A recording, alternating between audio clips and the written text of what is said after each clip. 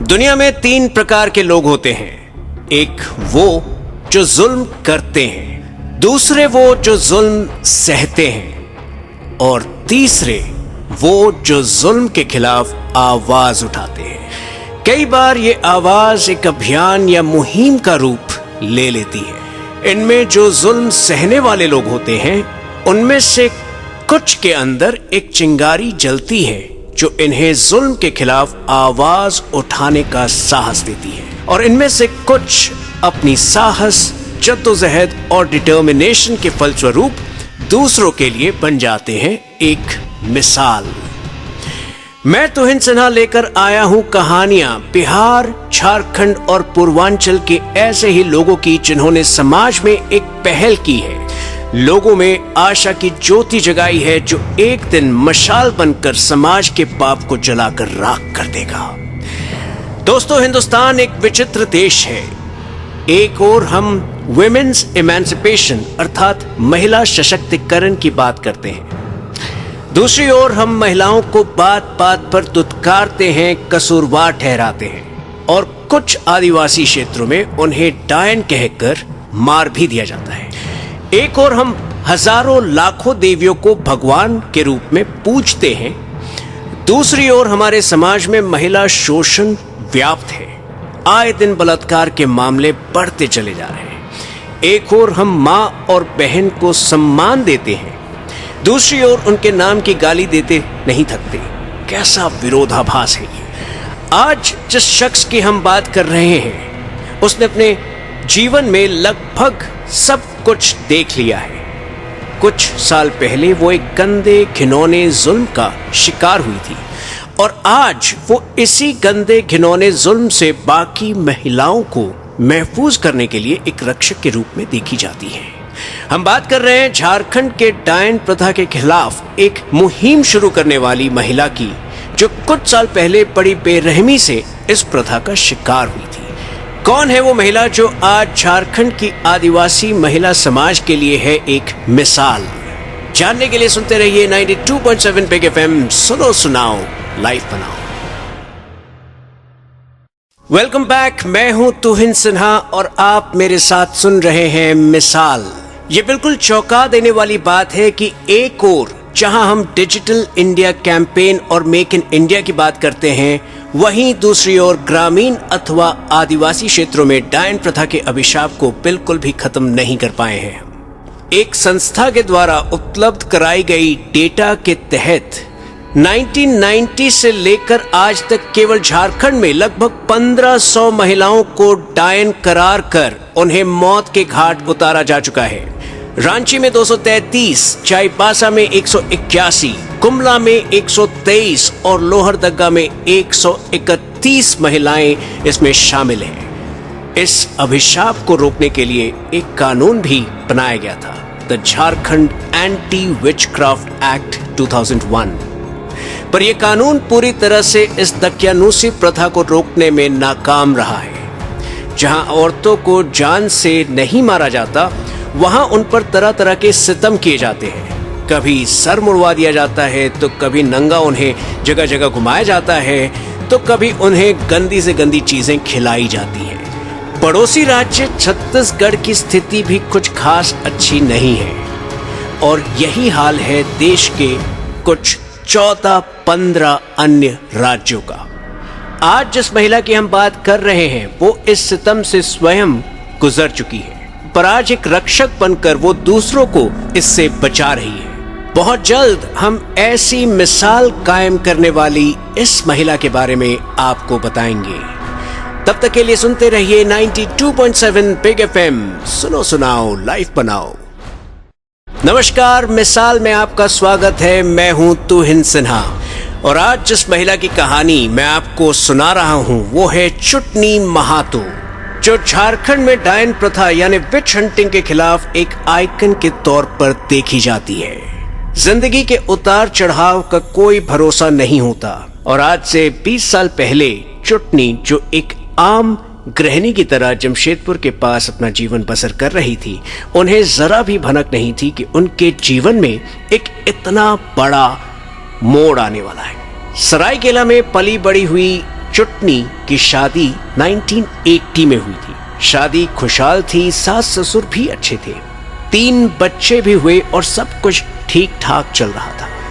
पर गांव में एक गर्भवती महिला के साथ सिर्फ एक अनजान मजाक उनके लिए महंगा पड़ गया। बात बात में चुटनी के मुंह से निकल गया कि इस कलयुग में तो बाप के बिना भी बच्चे पैदा हो जाते हैं। बस फिर क्या था, गांव वालों का पूरा रवैया ही उसके प्रति बदल गया। बात बात पर छोटी से छोटी समस्या के लिए लोग चुटनी की काली जुबान को दोष देने लगे। और फिर जब एक दिन एक छोटी लड़की बीमार पड़ी, उसने सारा दोष चुटनी को दिया, ये कहकर कि पिछले दिन वो चुटनी के साथ समय गुजारी थी। लड़की की मां ने चुटनी को डायन कहा। गांव वालों का चुटनी के प्रति रवैया बदलता देख अब चुटनी के सास ससुर ने भी उसका साथ छोड़ दिया। अगर कोई उसके साथ था तो उसका पति।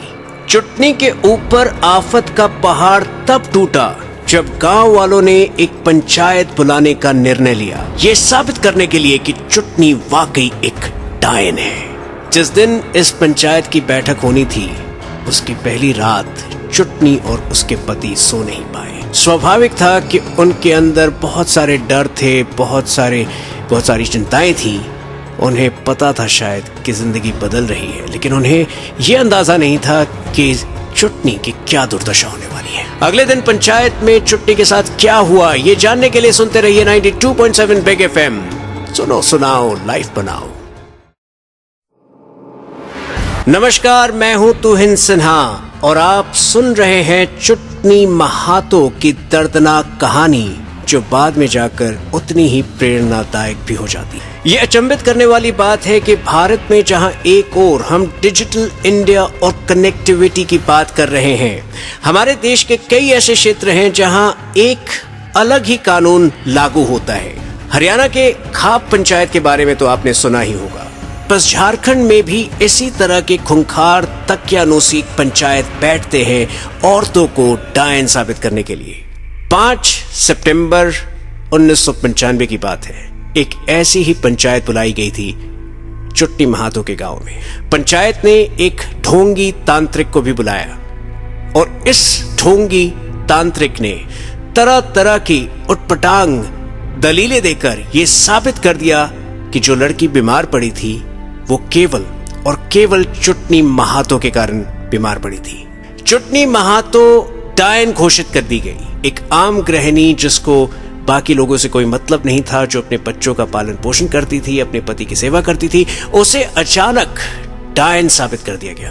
और फिर क्या था, अगले 4-5 घंटे तक लोगों ने इसे बाल से खींचा और पूरे गांव में घसीट कर निर्वस्त्र किया। और तो और उन्हें ऐसी गंदी चीजें खिलाई गई जिसका मैं यहां जिक्र नहीं कर सकता। रात 12 बजे के लगभग जब ये सितम समाप्त हुआ या समाप्त होता लगा, तब चुटनी को एक और झटका लगा जब उन्हें पता चला कि उसके पति भी उसका साथ देने के लिए तैयार नहीं थे। अधमरी सी अवस्था में बेघर होने के बाद चुटनी महातो को अपने 3 छोटे बच्चों के साथ एक पेड़ के नीचे शरण लेना पड़ा। क्या चुटनी इस सदमे से खुद को उभार पाई?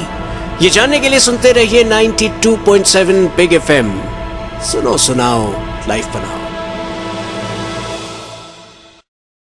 वेलकम बैक, मैं हूं तुहिन सिन्हा और आज मैं आपको सुना रहा हूं चुटनी महातो की कहानी, जिन्हें झारखंड में डायन प्रथा के खिलाफ एक आइकन के रूप में देखा जाता है।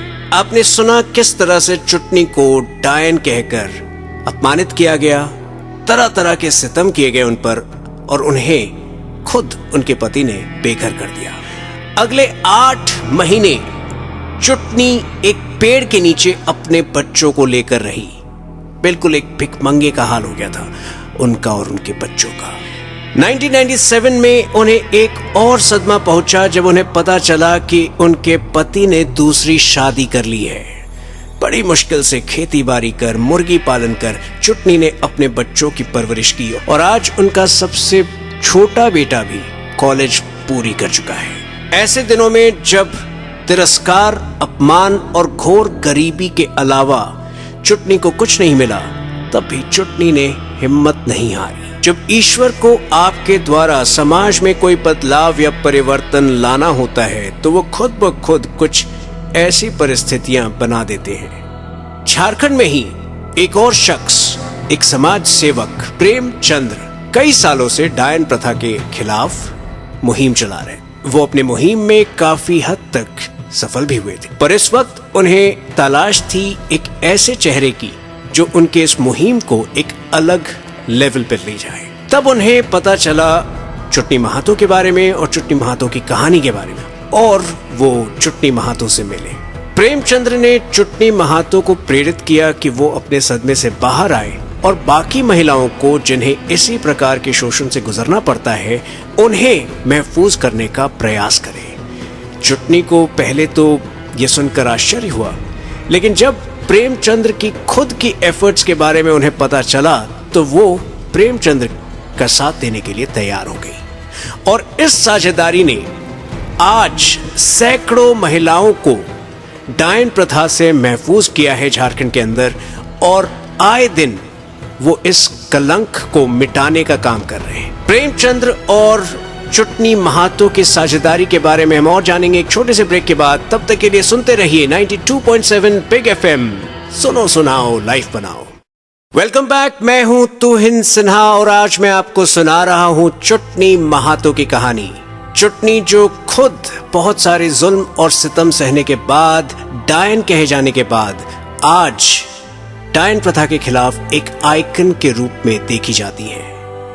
चुटनी महातो और समाज सेवक प्रेमचंद्र की साझेदारी ने झारखंड में जन्म दिया एक ऐसे मुहिम को, एक अभियान को, जिसने सैकड़ों महिलाओं को इस प्रथा से महफूज किया है। आज चुटनी महातो रांची के पास अपने दफ्तर से ऑपरेट करती हैं, जहां वो पीड़ित महिलाओं से आवेदन पत्र के जरिए उनकी शिकायतें दर्ज कराती हैं, और इसके बाद चुटनी महातो की टीम, जिसमें आज लगभग 32 महिलाएं शामिल हैं, खुद हर मामले की जांच करती है। आज सैकड़ों महिलाओं को चुटनी महातो की टीम ने डायन कहे जाने के कलंक से मुक्ति दिलाई है। जब मैं इस विषय पर रिसर्च कर रहा था तो मैंने पाया कि इस विषय के दो पहलू हैं। एक है अंधविश्वास का। बहुत से केसेस ऐसे हैं झारखंड में जहां की जबरदस्ती किसी भी प्रॉब्लम के लिए आप अपने दुश्मन के घर वाली को डायन करार कर अपनी दुश्मनी निकालते हैं, और कुछ ऐसे केसेस भी हैं जहां जो कल्प्रिट है, जो गुनहगार है, वो पूरी तरह यकीन करता है कि वाकई उसने उस महिला को सजा देकर समाज के हित में कार्य किया है। ये पूरी तरह से शिक्षा की हीनता का परिचय है। एक सभ्य सिविलाइज्ड समाज इस तरह के अभिशाप के साथ नहीं जी सकता। डायन प्रथा का जो एक और पहलू है वो है उसका लीगल पहलू। हालांकि झारखंड में आज एक कानून मौजूद है इस प्रथा के खिलाफ, जो the Jharkhand anti witchcraft act 2001 के नाम से जाना जाता है। इस कानून के तहत सजा का जो प्रावधान है वो बहुत कम है। इसमें जो मैक्सिमम सजा गुनहगारों को मिल सकती है वो या तो 3 महीने की कैद है या फिर 1000 रुपए का जुर्माना, जो इस तरह के क्राइम को रोकने में बिल्कुल असरदार साबित नहीं होती। प्रेमचंद्र जहां एक और कानून में बदलाव की कोशिशें कर रहे हैं, वहीं दूसरी ओर ग्राउंड लेवल पर गांव-गांव जाकर इस समस्या का समाधान और निदान ढूंढ रही हैं चुटनी महातो और उनकी महिला टीम। बहुत जल्द हम चुटनी महातो से खुद बात करेंगे इस विषय पर। तब तक के लिए सुनते रहिए 92.7 बिग FM, सुनो सुनाओ लाइफ बनाओ। वेलकम बैक, मैं हूं तुहिन सिन्हा और आज मैं आपको सुना रहा हूं चुटनी महातो की कहानी। चुटनी को 1995 में डायन करार दिया गया था और आज 2015 में वो डायन प्रथा के खिलाफ एक मुहिम चला रही है और उन्हें एक आइकन के तौर पर देखा जाता है। आज हम खुद चुटनी महातो से बात करेंगे और जानेंगे उनकी इस मुहिम के बारे में। स्वागत है आपका चुटनी महातो जी। आप बहुत सी शोषित महिलाओं के लिए एक मिसाल है।